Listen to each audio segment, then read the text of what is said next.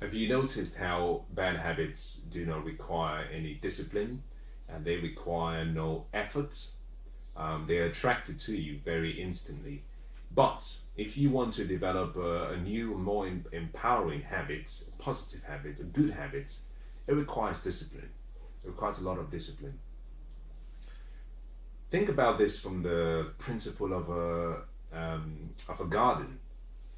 If you've ever tended a garden, or you know someone who has a garden, or you do have a garden yourself, then you notice very, very quickly that although you labor to plant the good seed in the garden, in the soil, that the weeds grow themselves. They come uninvited, they come without your permission. And one of the most important things you have to do is discipline yourself to stay focused in nurturing the flowers that you've planted and the seeds and removing the negative weeds in your garden. We all have a great chance of having an exceptional life. But the quality of our lives will be dependent on the habits we have. A lot of people say you need passion to be successful. I don't agree with that. I think passion is important because passion is the energy that gets you off the launching pad and towards your desired destination. Success is a product of good habits. You can have all the passion in the world and still fail. If you have good habits, it's impossible to fail because it's a law, it's a principle of life. You know, principles are designed and are there for us to be able to predict what could potentially happen because laws generally govern the world. You know, we have the law of gravity, the laws of science, laws of electricity, and laws are predictable. In the same way, success is a result of doing things in a certain way, but doing things in a certain way can only be achieved through consistency. And consistency is only made easy through habits.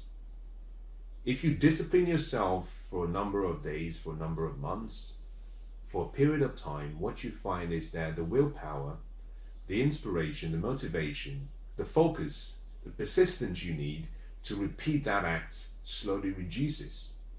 The whole purpose of discipline is so you can create the right habits for you.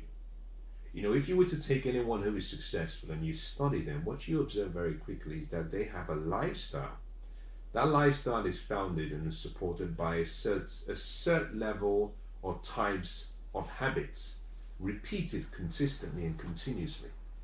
You know, what you do every day decides what you become in the future. Your daily habits and your daily routines and your daily rituals will create your future much quicker than your passion, much quicker than your IQ, much quicker than your technical ability. Habits create success. The same way you have good habits, you have bad habits. So we are in this constant dance in life of suppressing the bad habits we have, which come naturally or which come to us with ease, and trying to develop good habits which we have to labor for.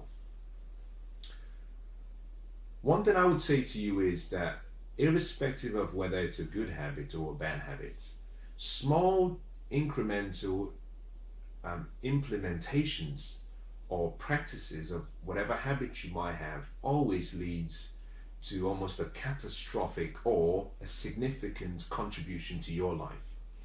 If a plane is traveling from London to New York, if that plane sets off along the right travel plan and stays fixed on that plan and continues to course correct as it travels, because in most cases the plane is usually off course, in many cases almost 95% of the time. You know, through the avionics system, the pilots and the control towers, the plane continues to course correct until it gets to its destination. Because you have all the wind and the forces of nature pushing it here and there, the clouds. If it stays on the same plan, it arrives at the destination very safely. If on the other hand that plane from the point at which it takes off is off by 0.001% off its intended target.